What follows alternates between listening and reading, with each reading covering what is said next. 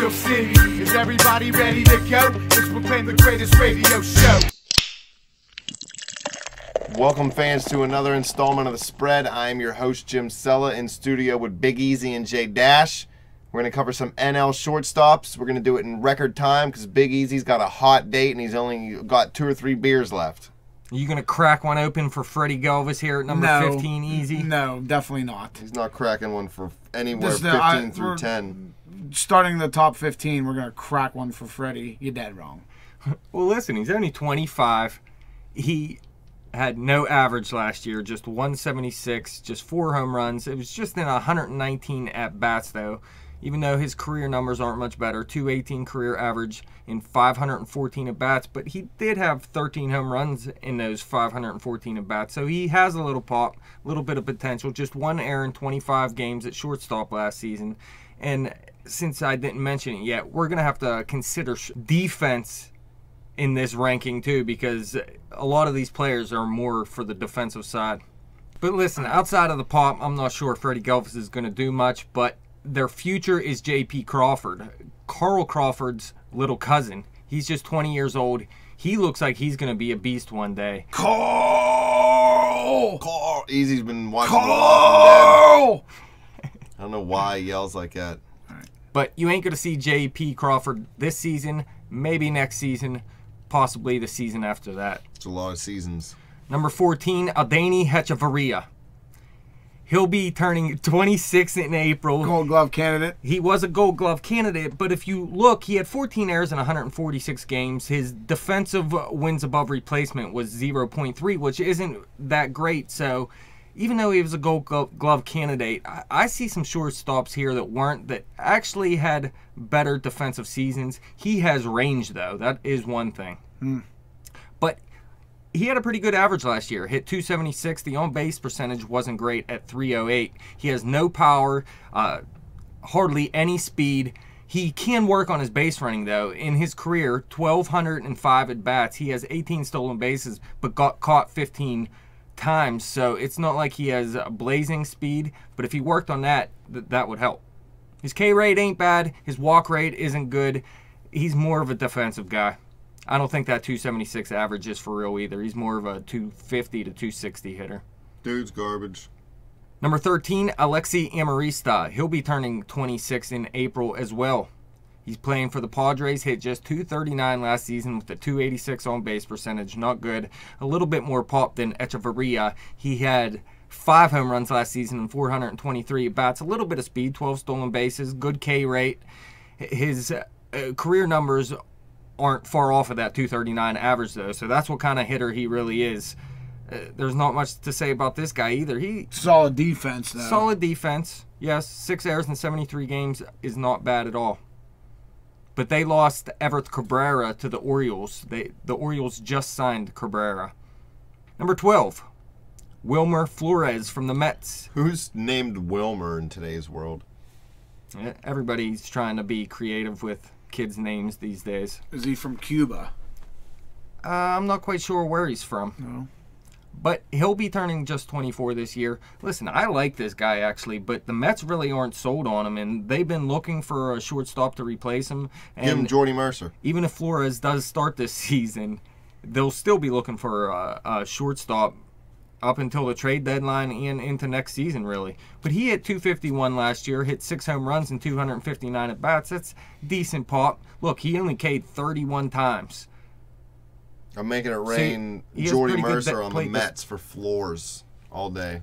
But he could be a sleeper. If he can stay in the starting lineup, I believe this guy could be a sleeper. Number 11, Chris Owings. He'll be turning 24 this season, playing for the D-Bags.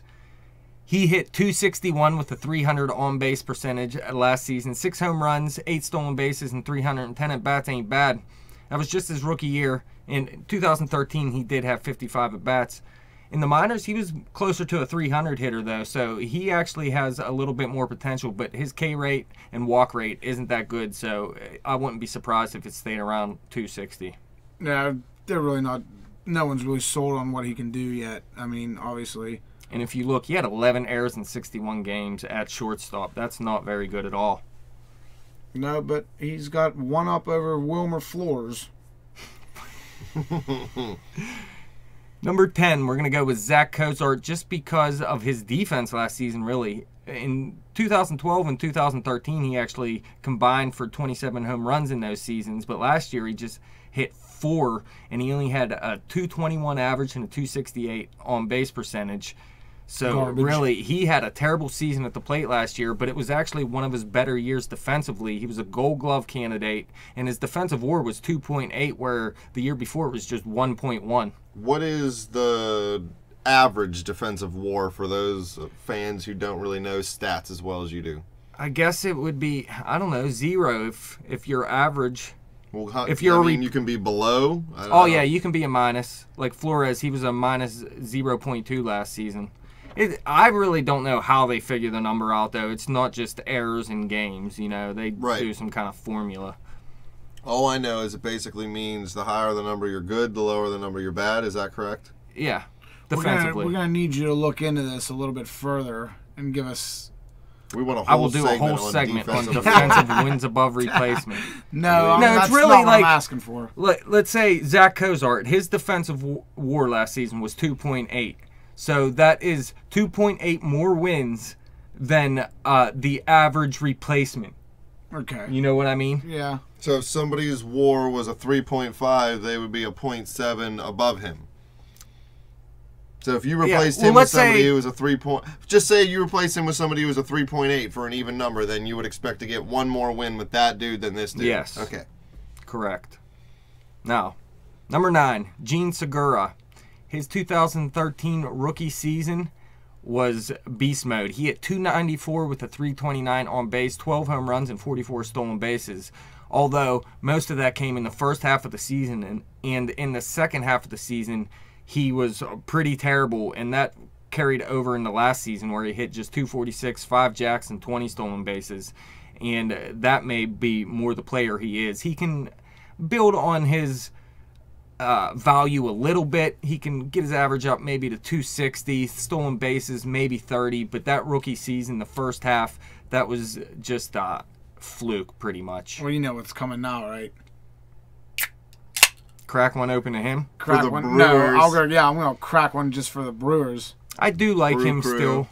He's not that great Bob defensively. Uecker. 16 errors in 144 games, just a 0.8 defensive wins above replacement. I think he can improve a little bit. That's why I'm ranking him at 9. But if he plays like he did last season, he doesn't deserve this ranking. And Milwaukee, you're garbage. Number 8, we're going to go with Brandon Crawford from the Giants. He is 28 years old. He hit 246 with a 324 on-base percentage last year. Not bad. 10 home runs, not too bad. 69 RBIs is nice in 491 at-bats. He hit 10 home run and had 5 stolen base. Those were career highs for him. So we're going to have to see if he repeats that this season or if that was just a career year for him. And 21 errors in 149 games isn't that great, though. They gave him a 1.6 defensive WAR. That's why I was saying it doesn't just come out to how many errors you have in how many games. Yeah. Not too many home runs hit by these shortstops here. No, it's definitely a defensive position. Well, that's been Alex Rodriguez is in the shortstop position. baseball's been like that for a long time. You don't see One thing I could say about pop Brandon from the Crawford, shortstops. all Pirates fans hate Brandon Crawford. He's the one that hit that grand slam off of Volquez last season in the playoffs. Yeah. But speaking of defensive position, that's why Jordy Mercer's so high on this list. He has double-digit pop. He's at number 7. He's going to be 29 this season, Bucco fans. He hit 255 with a 305 on base percentage last year. Nothing great, but like I said, he has double-digit pop, and he was great on the field last year. 11 errors in 144 games, a 1.7 D WAR. I seen him wearing those glasses with the sunglasses that flip up, and he looks stupid. So And let's I not like this ranking because the potential is there for him to have another good season. let's not forget this will be just his Somewhat third full productive. season, Yeah. so he could still improve a little bit. He already has a good K rate. 89 Ks and 506 at bats is very good. If you look at his career numbers, he's a 263 hitter. Last year was a little lower than that, mostly because he saw more right-handed pitching than he did in other years because he was a full-time player. He is a lot better against lefties. He hit well over 300 against lefties last year, while his average against righties was down around 240. He needs to hit 270 to impress me. Other than that, he should be down there with Flores and Galvis. Well, listen, he played better defense than him last year, and he has double-digit pop, and that's why you get the number 7 ranking. These guys below him haven't showed anything as of yet. Jung-Ho Kong can actually take Mercer's job, too. And if he plays half as well as he did in the KBO last season, he could definitely take Mercer's job, and if he has that power, he could jump up into the top 4, because that's really, outside of the top 4, there really isn't much power. Someone from overseas is not going to come over and shine for the Pirates, ever. Yeah, is this 40 home runs in the Korean League last year? Is that what I see here? Yeah, 40 home runs, 117 RBIs. He hit 356. No way he's going to do that. Oh, no, he's That's not. the major league. But listen, if you hit just 20... coming straight over to a pro baseball team from Yeah, wasn't he like a double-A team over Thailand. there? Yeah, like, Well, it's really definitely bad not as dude. good as the MLB, but I don't neither is want Cuba, this and a dude. lot of these Cubans are coming over and dominating in the bigs. even if he I'm not comes saying- over and starts hitting 400, I'll still hate on him. I don't like him. I never will. That's a ridiculous comment. If Nope, he hits 20 that's home runs, truth. I'm going to love him. No, not me. I hate him. And listen, he can play third he's base, already second worse than base, and Rod possibly he can play third base, second base, and possibly outfield as well. So you're gonna see him on the field this season. He's So my get number ready to one- hate then. Number 1 hated Pirate ever. If he He's can just play good. better than Mercer, I'm he 11 deserves the million. job, and I'll Okay. thank him for taking it. He's going to take Walker's job. If he's better than Walker, I'll take that too. That's enough. Number Joe Hung knocking lover. on Walker's Number 6, door. Johnny Peralta. He'll be turning 33 in May, playing for the Cardinals. He hit 263 with a 336 on-base percentage last season. An amazing 21 home runs, 75 RBIs, which is very nice, and 560 at-bats. His walk rate isn't bad. He's been very inconsistent throughout his career, though. If you look, in 2010, he hit 249, 2011, 299, 2012, 239, 2013, 308, and then, like I said, last season, 263. And plus, he really doesn't have 20 home run power. He did it just 2 of the past 6 seasons. He's usually around 11 to 15 home runs is what you should expect from him. And actually, I wouldn't be surprised to see a season like Jordy Mercer had last season. These numbers right here, Johnny Peralta have this season. I love the Cardinals. I'm sure you do, but Peralta, he actually played very well defensively last year. Just 12 errors in 152 games, a 2.6 defensive WAR, which is one of the top ones on this list of 15. Get some. Number 5, Andrelton Simmons from the Braves. He was a Gold Glove winner last year and his rookie year the year before. He's just 25. The only reason I have him at number 5 is because of his glove. This is an Ozzie Smith type player. He is a beast on the field, and that trumps some of this offense from Peralta and Mercer. He hit just 244 last season. 7 home runs isn't terrible, I guess. 46 RBIs, 44 runs. He does have good plate discipline, 32 walks and 60 Ks and 540 at-bats. If you go back and look to 2013, though, he had 17 home runs, so there is actually a possibility he can hit for power, too. I remember beast shortstops from back in the day, like Omar Vizquel, Yeah. Cal Ripken. They were awesome. Well, Ozzie Smith, what was that dude from St. Louis? Wasn't that his name? Yeah, that's who I just mentioned, Ozzie Smith. That's who Simmons reminds me of. Just a great defensive player. He's going to win a ton of Gold Gloves, but he's not going to do much offensively unless he can show that power from 2013. So fantasy Sleeper. fantasy owners are going to shy away from this dude if they're looking for offensive production, right? If this was So just he's an not- offensive list, he would not be ahead of Peralta or Mercer, and probably Crawford, too. Right. Number 4, we're going to go with Jimmy Rollins, old as balls Jimmy. He is 36 years old, playing for the Dodgers this season. First year out of Philly. He hit 243 with the Phillies last year. 15 years. Is he like Charlie and scared to leave Philly? Did they have to put him in the 15 trunk years of a with a car and drive him squad. out there? I did not read up on it. Solid major leaguer. I'll tip my cap to Jimmy Rollins. Listen, he's 36 and he still hit 17 jacks last year. 28 stolen bases. This guy still has speed. 100 Ks and 538 bats is very good. 64 walks is very, very good. His average is usually down around 250. That's his one knock. Everything else he does pretty well. Runs like Darryl Green. And he played good defense last Got a season, wall pretty full of surprisingly. batting gloves in his house. Now, number 3 is Starlin Castro from the Cubs. He'll be turning just 25 before the season. This guy's been around for a while. He hit .292 last year with a .339 on-base percentage, 14 jacks, 65 RBIs, 58 runs. Pretty good season from him. 100 Ks and 528 bats is nice. His walk rate was never that great. K rate. No, he had a bad 2013 season. He pretty much fell apart. He hit just 245 and 10 home runs and 666 at bats. But people forget he's just going to be turning 25 years old, so he has a lot of time to mature still, and he's more of this 290 hitter. He's just down because his team sucked.